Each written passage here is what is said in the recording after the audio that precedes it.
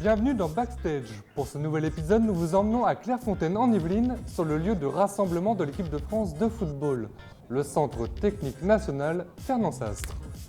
Des séances d'entraînement au cadre de vie, tout concourt ici à stimuler les performances des joueurs. Alors pour voir à quoi ressemble la vie des Bleus à Clairefontaine, suivez le guide.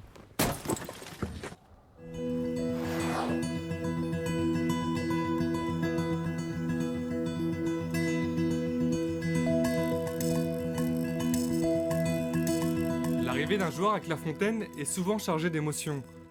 Car rejoindre le camp de base de l'équipe de France, c'est un peu le rêve de tout footballeur professionnel. Quand je viens à Clairefontaine, voilà, c'est l'équipe de France, c'est l'équipe nationale, c'est un maillot magnifique à porter. Il y a plein de choses derrière et c'est toujours un plaisir de venir ici. Vous vous souvenez de votre première vous à Clairefontaine ? Oui, je me souviens toujours de la première fois. Mais le rêve bleu passe d'abord par un long suspense. Nous sommes le 3 novembre 2011, au siège de la Fédération française de football. Le sélectionneur Laurent Blanc annonce la liste des joueurs convoqués pour les 2 prochains matchs amicaux de l'équipe de France. Comme prévu, je vais vous annoncer la liste des joueurs qui seront concernés pour les 2 matchs du 11 et 15 novembre, France-États-Unis et France-Belgique. Alors nous commençons par les gardiens de but. Carasso, Cédric,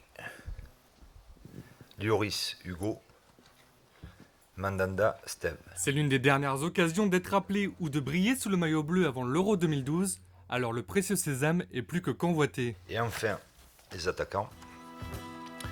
Benzema, Karim. Pour les 23 nominés, rendez-vous la semaine suivante à Clairefontaine. Des petits nouveaux sont de l'aventure, parmi eux Olivier Giroud, particulièrement impatient de rejoindre le QG de l'équipe de France. Et il avait hâte de venir puisque c'était un des premiers. Comme je lui ai dit lors de tes premiers rendez-vous, on a toujours envie de venir à Clairefontaine, donc on est souvent en avance. Après, quand on devient un peu plus habitué au lieu, on arrive toujours à la bourre après. C'est très joli, c'est beaucoup d'émotions. Je prends beaucoup de photos avec mes yeux pour garder des souvenirs, mais j'espère que je reviendrai très rapidement en tout cas. J'espère que cette sélection en appellera d'autres, quoi. Bien plus qu'un décor, l'attaquant montpelliérain découvre aussi un nouveau statut, celui de star de l'équipe de France. Sollicité de toutes parts, il enchaîne les conférences de presse, bien conscient de l'importance de cette exposition médiatique. Relais d'opinion de premier ordre, les médias ont en effet une réelle influence sur l'image de la sélection nationale et la fédération l'a bien compris. Pendant la préparation des Bleus, elle organise des points presse et ouvre l'accès à certaines séances d'entraînement.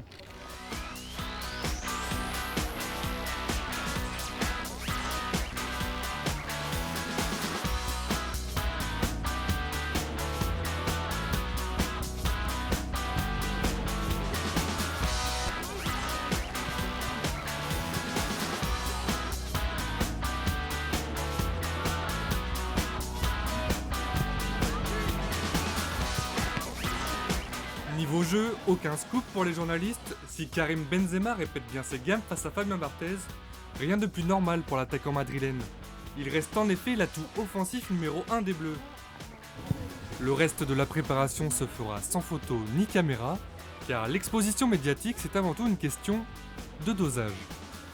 Il y aura d'autres jours, alors c'est la tranquillité totale, c'est une autre forme de travail, il n'y a pas de caméra, il n'y a pas de photo, il n'y a pas de public, il n'y a rien. Les entraîneurs se lâchent davantage, les joueurs aussi. Voilà, donc c'est dans cette alternance de moments un peu plus exposés ou un peu plus intimes que l'équipe de France se prépare et trouve son bon équilibre. L'intimité de l'équipe de France, c'est un peu ce que nous propose de découvrir Philippe Tournon. Nous le retrouvons pour une visite guidée de la résidence des Bleus. Bienvenue dans la résidence de l'équipe de France. Là, nous sommes dans le lieu stratégique. Le jour de rassemblement, les taxis arrivent depuis l'entrée du centre, viennent par cette allée là où un groupe de visiteurs est en train de s'acheminer. Le taxi arrive en bas et le joueur arrive et va pénétrer dans la résidence de l'équipe de France.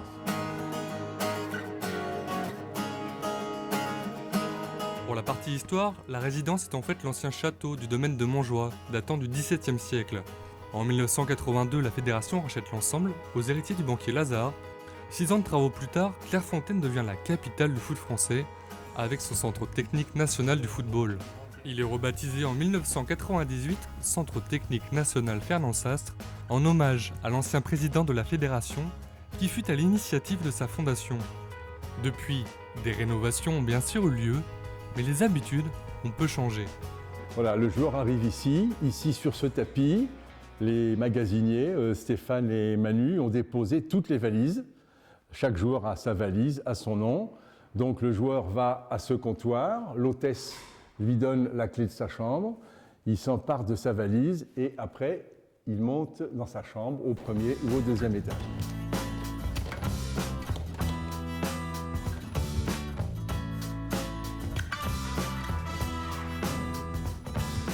On remarque que les chambres portent chacune le nom d'un champion du monde ou d'un champion d'Europe. Et là, il y a la chambre, par exemple, on tombe dessus par hasard. C'est Laurent Blanc, qui n'occupe pas d'ailleurs cette chambre en tant que sélectionneur, puisque comme une majorité de gens du staff, il est au rez-de-chaussée. Alors là, je vais vous faire visiter une chambre. C'est aujourd'hui... En fait, c'est ça, il y avait un couloir ici, c'est difficile de retrouver, mais sauf erreur, cette chambre dite Lilian Thuram, c'était celle de Dugarry et de Zidane pendant la Coupe du Monde. Et, voilà. En 98, si ma mémoire est bonne, Zidane était sur le lit qui était là et Dugarry sur le lit qui était plus à gauche. Voilà. Alors comment vous répartissez les joueurs dans les chambres? C'est par poste? C'est par... Non, pas du tout, non, absolument pas. Non, je vous dis, il y a un certain nombre d'habitudes au fil du temps qui se prennent et qu'on ne trouve pas nécessaire de changer. Par exemple, quand Zidane et Dugarry ont eu cette chambre dès 1994 pour leur arrivée en équipe de France, à partir du moment où il n'y a pas eu de remarque particulière, ils l'ont gardé. Je crois que jusqu'au bout, pendant les 10 ans que Zidane a été en équipe de France, ou peu s'en faut, ou 94, 2006, il a fait un petit break. Oui, je pense qu'il a toujours été là.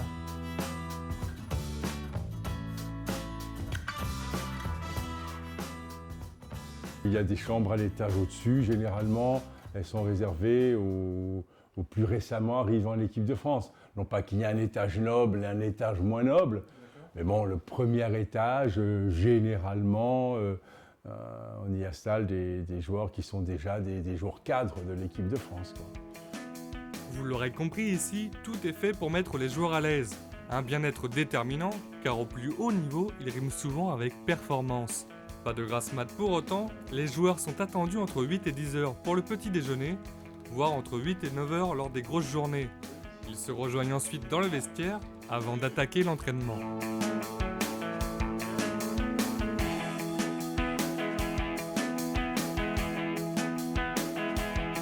Alors là, c'est un autre lieu stratégique de la vie de l'équipe de France, puisque tous les jours, et parfois 2 fois par jour, les joueurs viennent dans ce vestiaire se changer et écouter les mots du coach avant d'aller soit sur le terrain Pibaro, soit sur le terrain Michel Platini. Le vestiaire, c'est le lieu sacré de l'équipe, que ce soit le match, l'entraînement. C'est là que la confrérie se regroupe, se resserre, se reforme à chaque fois. Les discussions à table dans les chambres, c'est une chose. Quand le joueur est en tenue de travail, disons, tout le monde est sur le même pied d'égalité, tout le monde va taper le ballon, on va travailler. Ouais, c'est des moments uniques.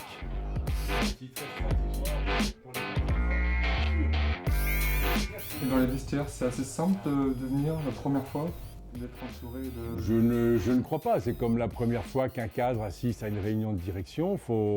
Il y a des affinités, il faut trouver ses marques. Il y a des places plus ou moins attitrées, il faut être vigilant. Je pense que comme dans chaque activité, la première fois, on est un peu sur la pointe des pieds, on ne le ramène pas trop et on l'écoute, on l'observe beaucoup. C'est ce que m'ont dit Olivier Giroud, Maxime Gonalon. Pas facile donc de trouver sa place pour les petits nouveaux. Les anciens le savent bien et n'hésitent pas à les mettre à l'aise. Pour s'intégrer, Olivier Giroud peut déjà compter sur la complicité de Franck Ribéry, mais aussi sur les traditions. Oui, il aura droit à un petit bizutage, mais vous savez, ça c'est le lot de tous les nouveaux joueurs. Il remplira son bizutage sans problème. Il n'a qu'à apprendre une chanson par exemple. Et pour sa première sélection face aux États-Unis, le joueur de Montpellier semble plutôt inspiré. Chanson française ou chanson américaine? Française, vieille chanson française. Joe Dassin.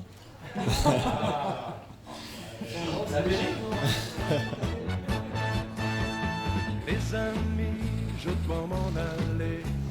Je n'ai plus qu'à jeter. Mais pour entendre Olivier Giroud chanter du Joe Dassin, il fallait être ici, dans le salon Roger Lemaire, lors de son premier dîner à Clairefontaine.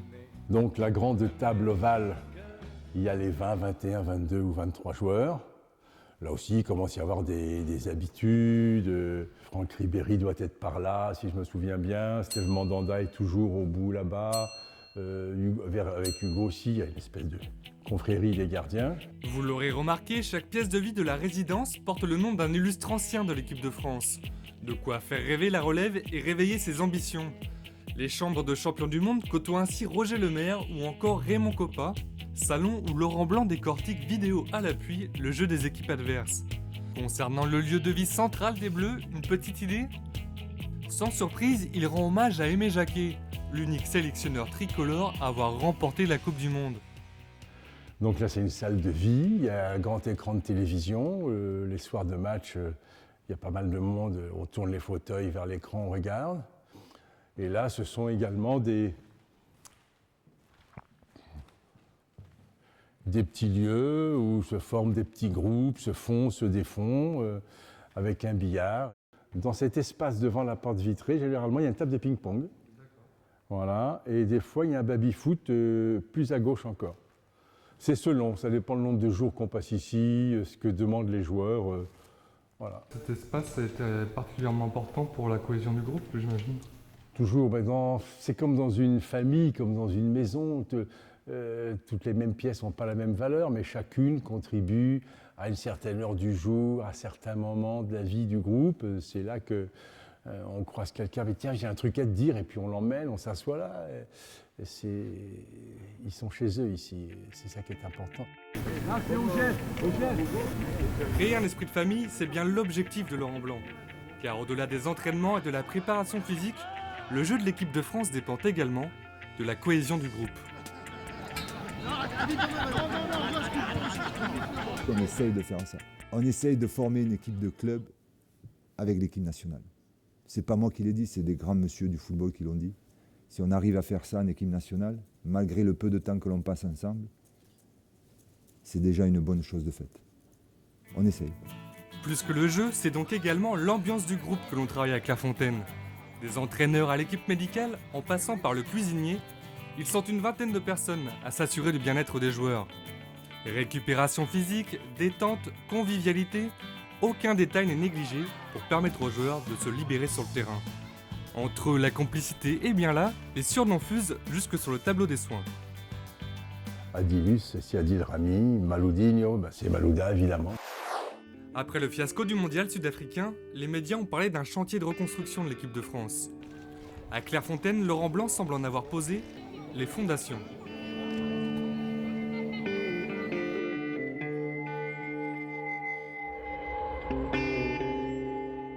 Voilà, vous en savez maintenant un peu plus sur la vie de l'équipe de France à Clairefontaine. Dans notre prochain épisode, nous resterons au Centre technique national Fernand Sastre. Nous partirons cette fois à la rencontre des jeunes formés à l'Institut national du football. Alors, à la prochaine.